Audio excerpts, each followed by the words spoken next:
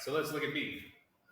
If we're going through the point -4, -4, and parallel to y equals x plus 1, how could we write that in our point slope formula? Would it be negative x? Y equals, Negative x?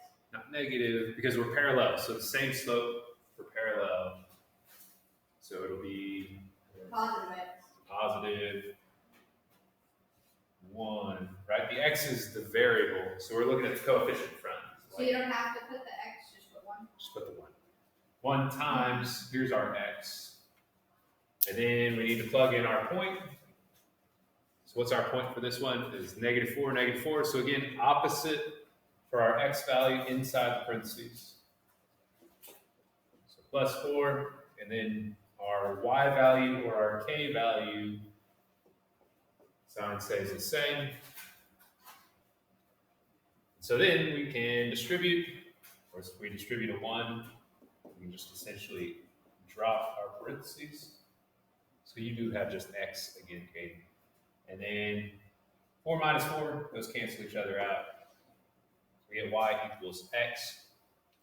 So again, we can think same slope. These are both 1. Different y-intercepts. So they are parallel lines, not the same. Okay. So there's our parallel. Now let's look at our perpendicular. So again, perpendicular are lines that are intersecting at 90 degrees. So our first problem we have through -3, 1, and perpendicular to y equals 1/2 x plus 3. That's correct. So for a line to be perpendicular, its slope needs to have a negative reciprocal. So what would be the negative reciprocal of 1/2? Negative 1/2. -2. Never mind. So y equals -2 x. And then what is our h value or our x value that we're plugging in? -3 is going to come +3. And what are we going to add on the outside? 1 plus 1. Okay. So y equals, distribute our -2. -2x minus 6 plus 1, and then combine our like terms. -2x minus 5. Okay, there's our perpendicular. Then we've got 2 more. Or 1 more. D. What is our slope going to be for D? Again, reciprocal, flip it, and then change the sign. So 5 5/2. And then it'll be x plus 4 minus 4. Minus 4 And then plus 5. plus 5. Same one. Got it. So then we distribute. So y is equal to 5/2 X. x. And then, but don't you do like the 2 and the 4? That's -8. Don't multiply the 2 by 4. We're having 4 divided by 2. 4 times 2 is 8. We're dividing it by 2. 4 divided by 2 is 2. Times by 5. It's 10. So -10. That's 5. Everybody see what I did there? 5/2 times.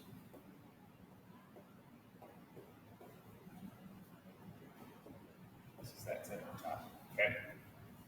And then combine your like terms. So y equals 5/2 x minus 5.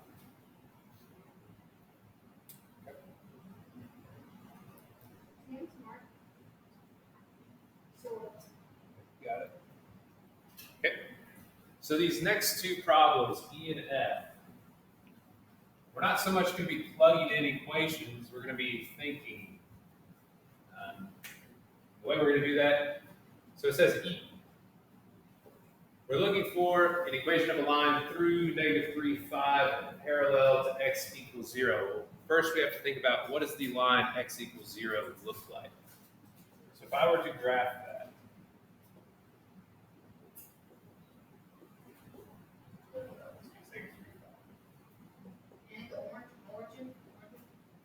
That's going to go through our origin. Okay?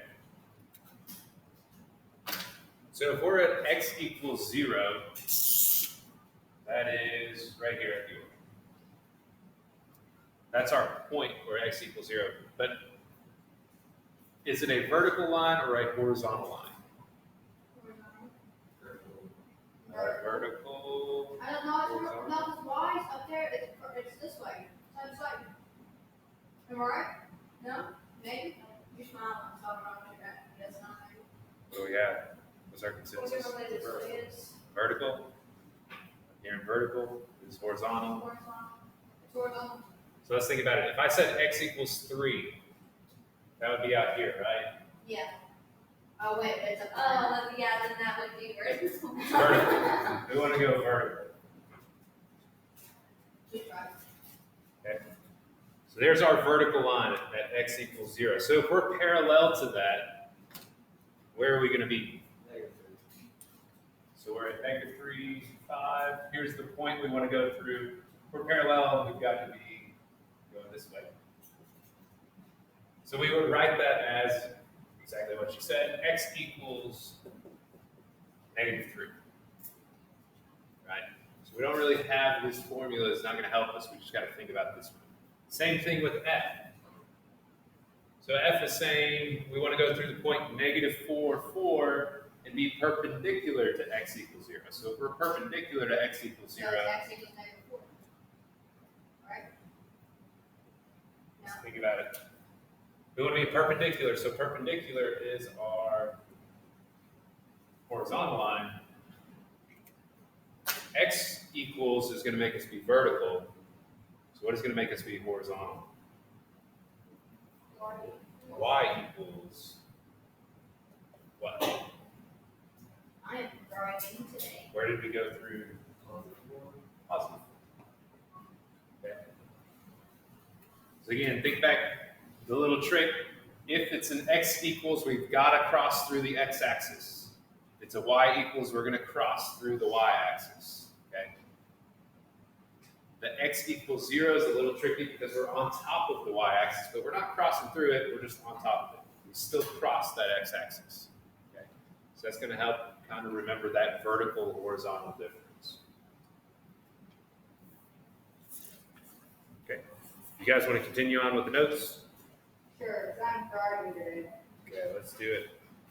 So then let's look at our linear word problems. Word problems, again, are just different ways of asking the question. We're, again, still writing our equations or solving equations, just in word problems. So the initial value is the y-intercept. So an example is a flat feed, beginning altitude, any of that. It's a charge no matter what.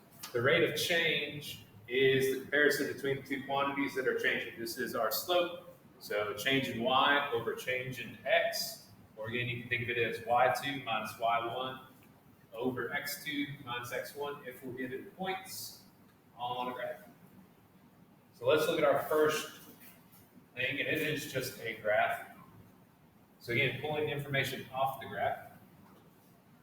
So let's find the rate of change, explain what the rate of change means for this situation. So we're looking at points scored for 3-point baskets. So we're talking about basketball. So if we were to look at that graph, notice our x values are going up by 1, and our y values are going up by 3. Again, we're getting 3 points for every basket. So our rate of change is 3 points per basket. Or we can think of it as a slope. In this case, 3 over 1. We have a rise of 3, run of 1. So we have a slope of 3. So let's try it this time without a graph, but just words. So it says, Sudso Wash and Wax charges customers 75 cents per minute to wash a car. Write an equation that relates the total charge C to the amount of time T in minutes. So what are we trying to find? It's the amount of time in minutes is Now they start like charging. charge, right? We're trying to find our total charge, C. So we're saying C is equal to T. T, but there's something else that needs to go with that T. Okay, how much are they charging per minute? 75 cents. So our total cost is going to be a rate of 75 cents per minute. So there's our equation. That's all we had to do for that. That was it. That was it. Like it's like that on paper, like the homework. Sometimes. That's the habit. So let's look at our next one. It says Pat's Power Wash charges $2 per car to cover the cost of cleaning supplies, plus 49 cents per minute for the use of water sprayers and vacuums. Write an equation for the total charge C for any car wash time T. Okay, so what is this one going to look like? Hold on. It's gonna be C equals. C equals. Would you add the two together, like 2 and 49, make 2 49 T? Or would it just be like one of them two? So let's think about it. They're charging a cover cost, $2. So they're not going to charge that $2 every minute. They're just going to charge that $2 one time, right? So we're going to say plus $2. But it's originally 49 cents per minute. So it's 49 cents per minute. What do we do with that top one? You put T behind it. Wait. T was time per minute, right? Yeah, but this is for the car wash time. It's still run by the minute though. So it's 49 cents per minute. So this is 49 per T, right? They're charging you 49 cents for every minute that car wash is running. And they're also charging you a flat rate of $2 to even start the car wash. I wonder how much they get paid. Well, it depends. This could actually turn out to be the better deal, right? Because they're only charging 49 cents per minute. This one's charging 75 cents per minute. So eventually this one is going to overtake that 49 cents. They're going to charge you more up front. So if you're going for a short car wash, this is the worst deal, this is the better deal. But if you're going to wash your car for like 30 minutes, this is the better deal. So they're going to charge you less. Yes. You got to look at those rates. Continuing on with the car wash. Now we got Squeaky Clean car wash. They charge by the minute. This table shows the charges for several different times. Okay, so again, table is just a table showing us multiple points, right? We've got 5 different points. It says, what are the slope and the y-intercept of the line that represents the data?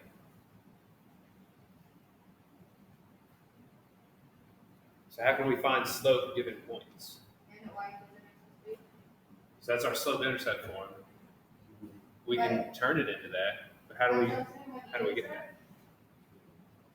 Wouldn't you use that though? Why was the next week to find it? Probably won't. We can't find it with that, right? But we can turn points into slope.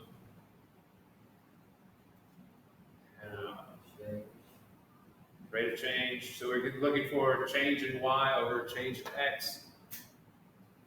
99% of the time, our x values are our minutes or our time, and then whatever else is going to be your y. Okay, so let's think about it. How much are we changing every time we're going up? 5 minutes. So change in y over change in time. So we're going up 5 minutes every time on the minutes. What about our charge? 8, 9, 10, 5. 5. So it's also going up by 5 every time. So we have 5 over 5 where we have a change of 1, right? So our slope or our rate of change is 1.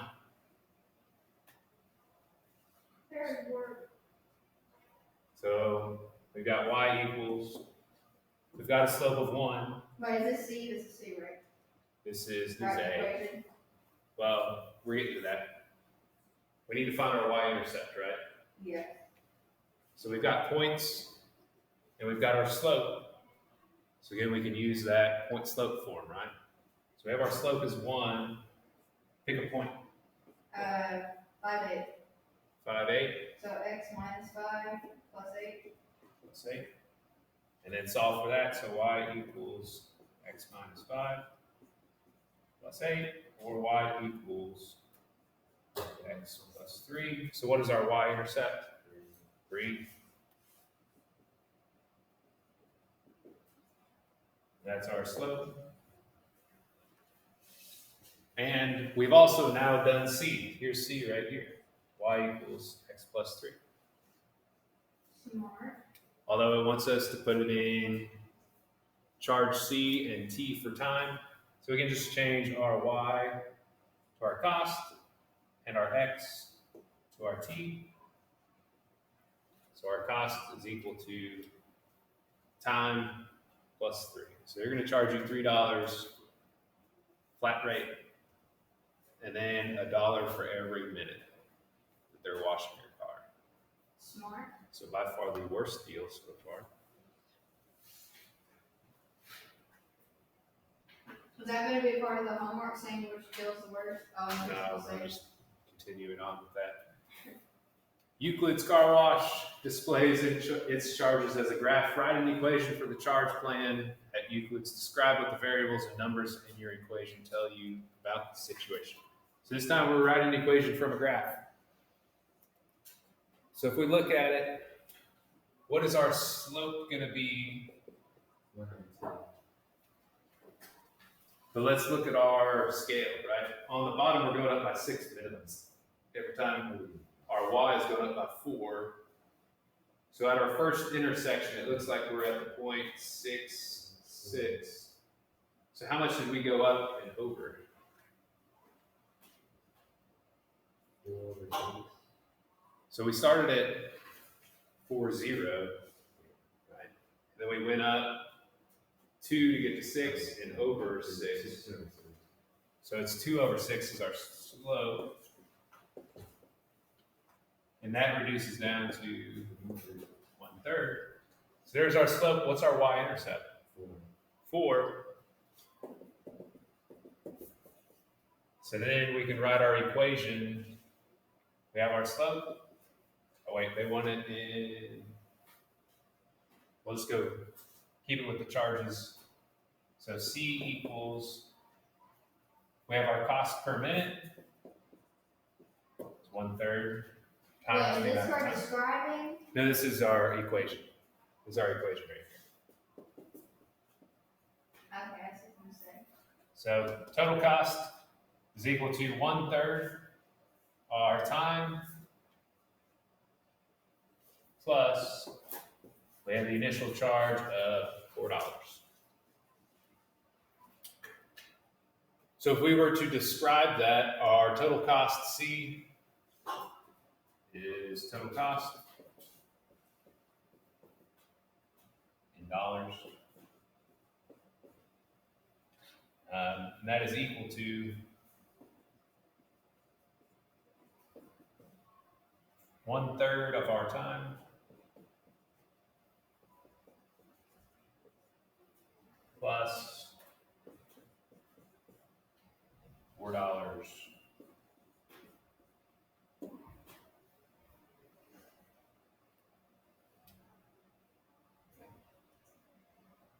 You write it fast. Hold on. Okay. Again, T is time in minutes, I guess I should say. In minutes. So you're charging us 33 cents per minute plus a flat rate of $4 or cost of $4 at the front, flat fee. Yes, sir. Then our last one, number 3. Use the function in the table at right. It says identify the dependent and independent variables. Anybody know what the dependent and independent variable, what the difference is between those two? Like, okay, so is this referring to science? Kind of. Okay, so like the independent variable is something that can be controlled or manipulated, and the dependent variable is something that changes over like the reactants. Like Exact same thing for this, right? The independent we control, the dependent is based off of what's happening to this independent. So what is going to be our independent and what's going to be our dependent when we're looking at this. The independent is the loads, the dependent is the gallons. Perfect. See, I'm smart. So independent is our loads. Dependent is our gallons. So then D, write a rule to describe that function. So if we're looking at this,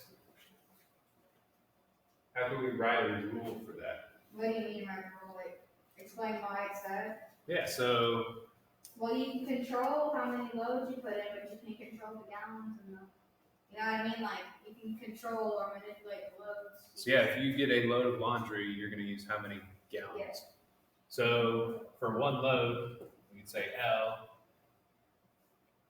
We're going to spend how many gallons? 34 gallons. G. Right? So for every load, we're going to spend 34 gallons of water. I spoke. So that could be our rule. C.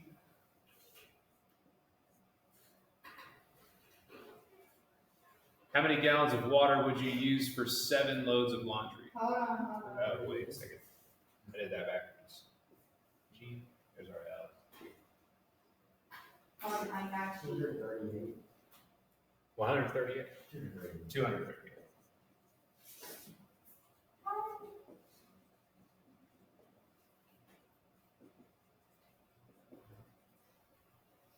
Right?